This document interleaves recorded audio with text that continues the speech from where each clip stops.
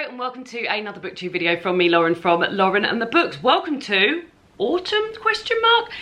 I am filming this on a day when it is hot, but it is now September. This video will be going up on the 4th of September, so we're into September now. And I wanted to talk about the books that I plan to read in autumn. Now, when I was picking these books off the shelves, and there's quite a lot of them, I don't really do TBRs anymore at the beginning of the month, or I'll be doing one for Christmas, don't worry. But I used to, like clockwork, do a TBR on the 1st of every month, but I didn't find that I was sticking to it that much. But I thought the idea of a seasonal TBR of books that I may well want to read in autumn would be lovely to have them sort of like out and in my ice line, so that my eye line, so that I can potentially read them. So here I'm going to be talking about books that I plan to read in autumn, and I guess this would be a good opportunity to talk about maybe books that you like to read seasonally. So does your reading in autumn differ to your reading in summer or spring or winter? And after I'd pick these books off the shelf, which I will go through, I realised that there were sort of like definite themes, and then being sort of like classics. These are things I find cosy, I guess. Historical fiction, rereads, and sort of like witchy or like sort of fantasy type bits. So let's talk our way through. Weirdly, all of it is fiction. She's got no time for non-fiction in autumn, seemingly. But yeah, these are the books that I've picked. So we'll start with books that have the word autumn in them. So the first one is Autumn Chills by Agatha Christie. I mean, stop it. There's a whole host of these. They do them in different for different seasons. Somebody from my one of you lovely viewers bought this for me from my wish list, which is very, very kind and always hugely unexpected. But this is a collection of Agatha Christie's short stories and cases. So it includes things like Murder in the Mews, The Case of the Rich Woman, While the Light Lasts, Triangle at Rhodes, Death by Drowning, The Bird with the Broken Wing, etc, etc. And I guess they're ones set in autumn. It's got an introduction from Agatha Christie herself, so yes, very excited to read that. I got that for Augusta Christie last year, I believe. I got that, and yeah, I've been waiting. Right, this book is basically what inspired this whole TBR, so there we go, and stop it. And then the next one is A Poem for Every Autumn Day. This sort of comes under the banner of rereads as well, because you may have been here before, but on a Friday I made a video called A Friday Reading Vlog. And during that Friday reading vlog, I do the same sort of things every time. It's very, very sort of like formulaic, and I think like sort of comforting and cozy to watch. And one of those things I do is always end. I've got really, really bad backache today, and I've had to employ a hot water bottle, but it's just too hot for me to sit there with it. And at the end of each of those Friday reading vlogs, I finish by reading a poem. And I've got these 4 collections that are seasonal. And I started with A Poem for Every Autumn Day, and yeah, I will, yeah. I mean, while we're here, I'm filming this on the 2nd of September, let's see what the poems are for today. But I Can't by W.H. Auden, or Slough by John Betjeman. And they're both war poems, which I believe I remember sort of like studying in sort of like September when I was at school. Should we go for But I Can't by W.H. Auden? Here we go. This is just a little taster of what you might get in a Friday reading vlog. Written in 1940, this poem expresses the uncertainties of everyday life in wartime. Not only is the future unknown, but the reasoning behind the war seems as uncertain as the source of the wind. The poem takes the unusual form of a villanelle, a poem formed of 5 tercets, followed by a final quatrain with 2 rhymes and 2 refrains. We're learning all the time, so here we go. Time will say nothing, but I told you so. Time only knows the price we have to pay. If I could tell you, I would let you know. If we should weep when clowns put on their show, if we should stumble when musicians play, time will say nothing, but I told you so. There are no fortunes to be told, although, because I love you more than I can say, if I could tell you, I would let you know. The winds must come from somewhere when they blow. There must be reason why the leaves decay. Time will say nothing, but I told you so. Perhaps the roses really want to grow. The vision seriously intends to stay. If I could tell you, I would let you know. Suppose the lions all get up and go, and the brooks and soldiers run away. Will time say nothing but I told you so? If I could tell you, I would let you know. A little taster of what we finish our Friday reading vlogs with. So yes, that is one that I'm looking forward to getting back into the old autumn spirit. So where do we go next? Right, let's go to historical fiction. So I've got here The House Opposite by Barbara Noble. This was also a book bought for me from my wish list, so thank you again. And I have had this, earlier this year I did a video where I talked about books I think will be 5 stars for me, and I picked this out. And I always said I always wanted to read it in autumn, because autumn sort of screams historical fiction reading for me for some reason. I mean, I read historical fiction throughout the year, but in autumn I'm like, no, this is the time when I really want to read it. So this is about Elizabeth Simpson, who's having, she's a secretary, and she's having an affair with her married boss. Her father is an air raid warden, and a terrified mother takes her courage from concealed bottles of rum. Owen Cathcart, their neurotic teenage neighbour, slips out during night raids to watch the fireworks and collect souvenirs of shrapnel. And Bob Craven, a soldier Elizabeth uses as a cover for her illicit romance, plans his taxi rides to see the most dramatic bomb damage. In this riveting drama of life during the Blitz, the extraordinary immediacy and vivid intimate detail stem directly from the first-hand experiences of Barbara Noble, who lived and worked in London throughout the war. The result is a unique social document and an unforgettable reading experience. So yeah, I'm very much looking forward to reading this. And then there's a whole host of these books by Barbara Noble, and I'm very excited to read that. So that's historical fiction. And then I've got this one, which is Nettle Black, which I've actually started twice before and loved what I've been reading, but had to stop, both for the same reason, was that December was approaching, and in December I like to read all Christmas books. So the second time I started reading, I got to page 68. So this is going to be one that I start very early in autumn, so that I can, I mean, you would have thought I would have just picked it back up again in winter, but come January, I'm excited about the books that I've got for Christmas. So there we go. But I will be picking this up again. Besides anything, this is such a beautiful thing. Pink and green together, 10 out of 10. But these beautiful French flaps, and it's just a lovely, lovely book. So here we go. It's set in 1893, and it's about Henry Nettle Black. She has to act fast or she'll be married off by her elder sister. But leaving the safety of her wealthy life isn't as simple as she thought. Ambushed, robbed, and then saved by a mysterious organisation, part detective agency, part neighbourhood watch, a desperate Henry disguises herself and enlists. Sent out to investigate a string of crimes, she soon realises that she's living in a small rural town with surprisingly big problems. When the net starts to close around Henry and sinister forces threaten to expose her as the missing Nettleblack sister, the new people in her life seem to offer her a way out and a way forward. Is the world she's lost in also a place she can find herself? Told through journal entries and letters, which I love, Nettle Black is a subversive and playful ride through the perils and joys of finding your place in the world, challenging myths about queerness, particularly transness, as a modern phenomenon, while exploring the practicalities of articulating queer perspectives when you're struggling for words. Can't wait. But like I said, I'll be picking this up early on in autumn so that I don't have to go for the third time of not being able to read it. So great. Then...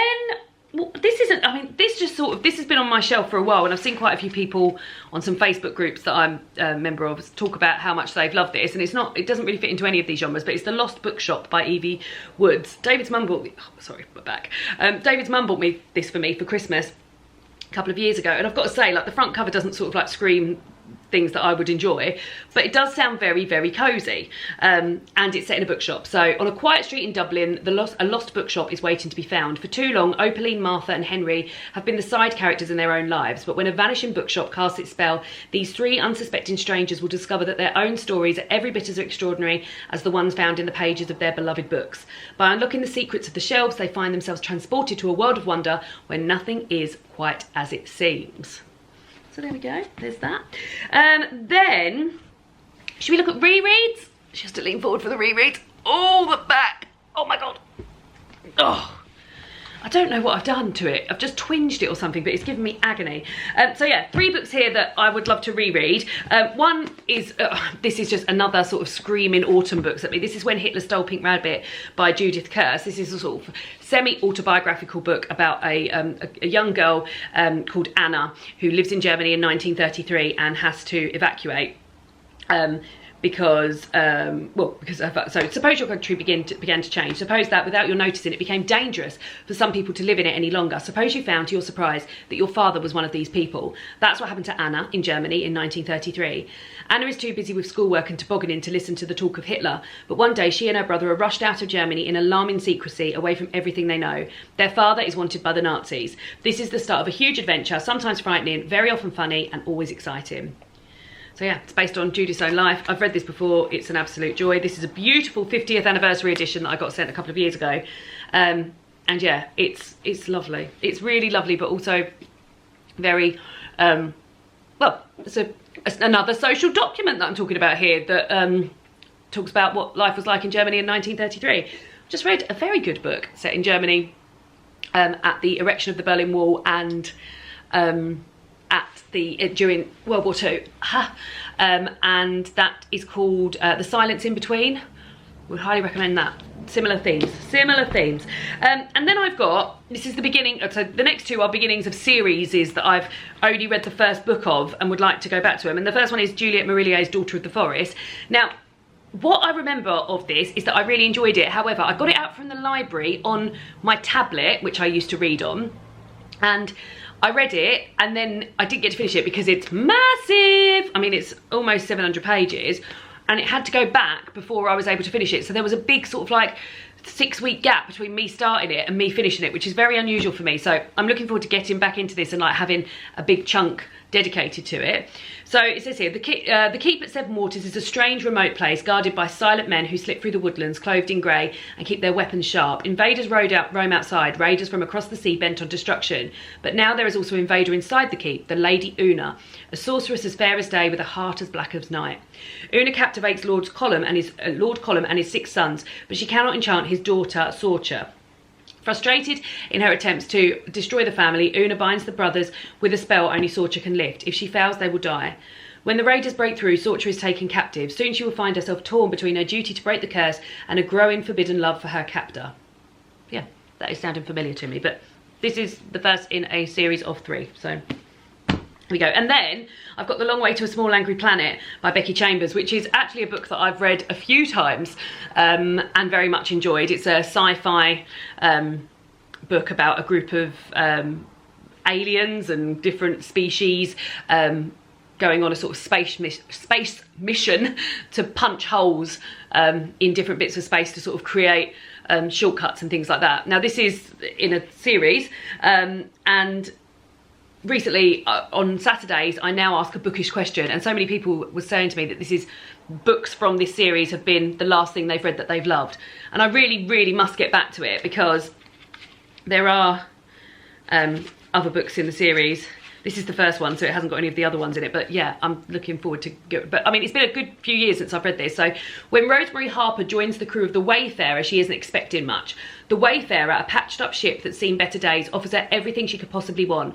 A small quiet spot to call home for a while, adventure in far off corners of the galaxy, and distance from her troubled past. But Rosemary gets more than she's bargained for with the Wayfarer. The crew is a mismatch of species and personalities, from Sissix, the friendly reptilian pilot, to Kizzy and Jenks, the constantly sparring engineers who keep the ship running. Life on board is chaotic, but more or less peaceful, exactly what Rosemary wants. Until the crew are offered the job of a lifetime, the chance to build a hyperspace tunnel to a distant planet. They'll earn enough money to live comfortably for years if they survive the long trip through war-torn space without endangering any of the fragile alliances that keep the galaxy peaceful. But Rosemary isn't the only person on board with secrets to hide, and the crew will soon discover that space may be vast, but spaceships are very small indeed. Would like to read that again. Then, well, while we're on sort of series, I've got a book here that represents where I would like to be in a series. So I've recently started reading the Robin Hobb series of books, which is a series of, well, it's a series of 5 series of books. So I'm currently on the 2nd book in the first series. The first series is called the Farseer trilogy, and I am currently reading, get the page,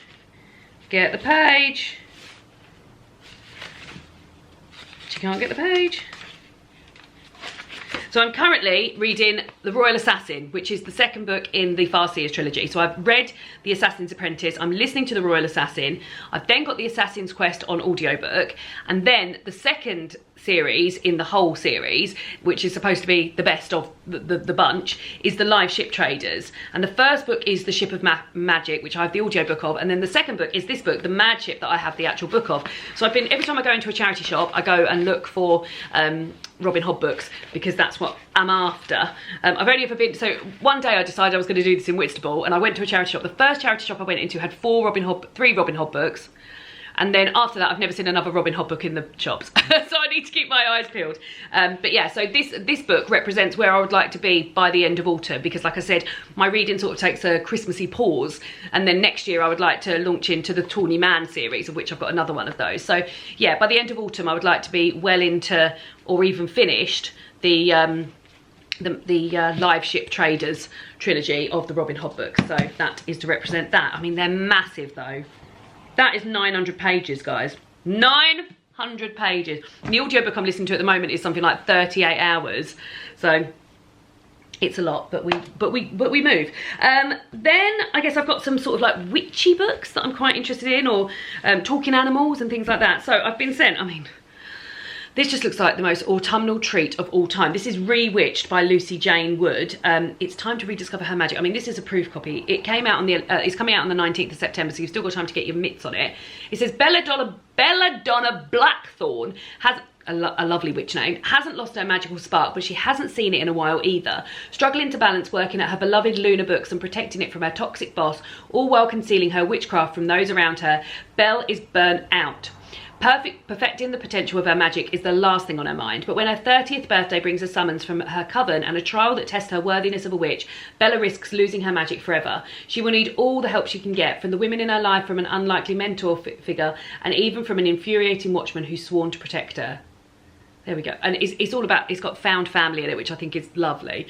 With found family, slow burn romance, and an uplifting message about self-love, Rewitched is a cosy autumnal fantasy that will leave readers spellbound. It sounds great. And that front cover's got the cutest little cat on. I mean, not as cute as Daphne, but a cute cat. So there's the first witchy book. Then I've got Hedge Witch, which is a middle grade book by Skye McKenna. Witches aren't born, they're made. And this sort of front cover with this beautiful witch with lovely red hair and mushrooms and little, all sorts of stuff. It just looks great. So it just sort of screamed, oh, actually, I said it screamed autumn at me, but there's a second in a series, it looks like, called Wood Witch. And that front cover looks even more witchy and autumnal, so maybe we'll pick up the second one of those.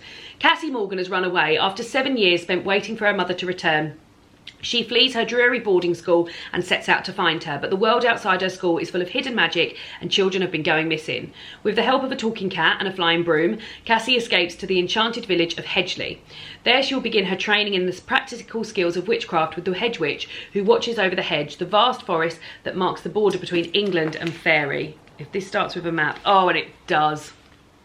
Look at that, that looks great. So excited about that. And then I would also like to read Queen Bee by Juno Dawson. So this is a library book that I've got at the moment, but I do have the audiobook of it on Audible. Nicola Coughlan narrates the audiobooks of the HMRC series, and she does a fantastic job. But I saw it in the library and I was like, oh, maybe I'll read this one. It's a little novella, it's a shorter one, so it's not quite as long, not even 200 pages. And this is, although the HMRC series is what this is part of, it's the prequel to it. So the HMRC series is following a group of 4 modern witches living in Hebden Bridge, and they've all got different sort of like family setups and different powers, and there's also this war going on, and yeah, it's just fantastic. And then this is the prequel to this series, and it's about Anne Boleyn's coven. So yeah, I'm very excited to read that. And that'll be perfect. And then the last one in that sort of series is Redwall by Brian Jacks, which is a book that I found out about when I was watching a video of Lena and her boyfriend talking to one another.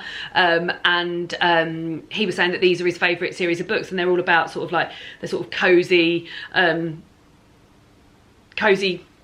sort of village and town life with animals, anthropomorphized animals.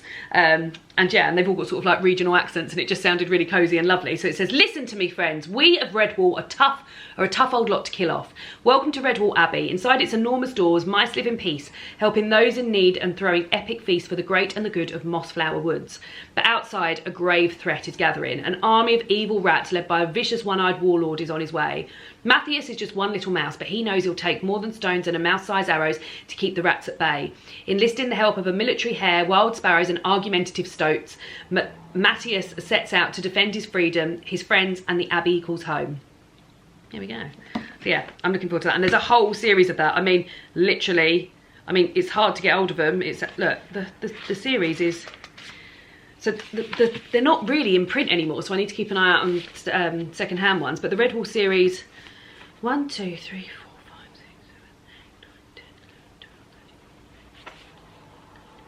8, 9, 10, 22, and then 1, 2, 3, 4, 5, 6, 7, 8, 8 more Redwall books. Actually, this one's called Redwall. It's number 1, 2, 3, 4, 5, 6, 7, 8 in the series. But anyway, we start with this, so that is that. And then the last sort of section was classics, and I guess in particular children's classics. So, oh no, let's start with the classic, and then we'll move on to the children's classic. So, North and South is a book that I studied when I was at school. We did a comparison of Hard Times by Charles Dickens and North and South by Elizabeth Gaskell. I never finished North and South by Elizabeth Gaskell, probably because it's quite big. I mean, this edition is over 600 pages. This is a beautiful little Macmillan's Collector's Library edition. And yeah, it's gorgeous. But I can't remember anything about it. I remember we follow a woman. If I see her name, I'll remember. Margaret Hale. That doesn't ring a bell, actually.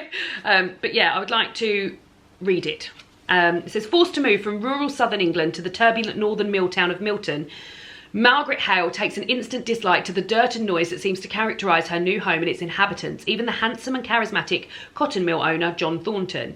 But as she begins to settle in, events conspire to throw her and Thornton together. Amidst the chaos of industrial unrest, they must learn to overcome the prejudices of class and circumstance and admit their feelings for one another.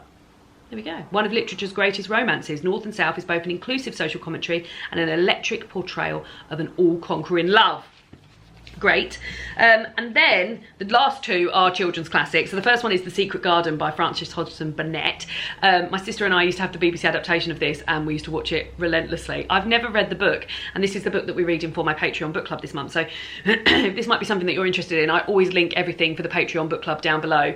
We meet on the last Sunday of every month and we discuss the book. This month's book is The Secret Garden, and next month the vote is going to be, it will be finished by now by the time you see it, but the theme for October's book is deaf representation. So if that's something you might be interested in as well, please come along and join us. $5 a month. You'll love it.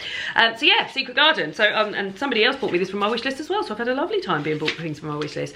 It's about Mary Lennox, isn't it? She's orphaned and sent from India to live in her uncle's gloomy mansion on the wild Yorkshire moors. She's lonely and has no one to play with, but one day she learns of a secret garden somewhere in the grounds that no one is permitted to enter. Then Mary uncovers an old key in a flower bed, and a gust of magic leads her into the hidden door.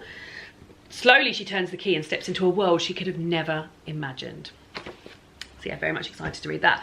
And then, is this year going to be the year that I get to some more Anne of Green Gables books? So I've read Anne of Green Gables. I've actually got the the sisterhood version of it, but like David's sister bought me these gorgeous little cloth-bound Anne of Green Gables books. So I've read Anne of Green Gables, but I will, and I've also got the audiobook on Audible, which is narrated by Rachel McAdams, which is a lovely cosy thing to listen to. So I think I'll go there first, and then I'll move on to Anne of Avonlea and work my way through the series. That's the plan anyway, but I've started that plan many times before exactly in this way, by saying I'll listen to the Rachel McAdams adaptation reading of it, and then I'll go on to read more, and it's never happened. So will this year be the year that it happens? I really do hope so. So there we go. That is my autumn reading. Well, I mean, it's exciting, isn't it? It all looks very exciting. Obviously there'll be other books interspersed with these books. I'm going to be getting books out from the library and everything, but very excited about all of this. Do please let me know what you plan on reading in autumn, and does your reading in autumn differ from other times of the year? Very interested if you've read any of these, if any of these are on your autumn TBR, and I will see you all again soon for another booktube video. Happy autumn.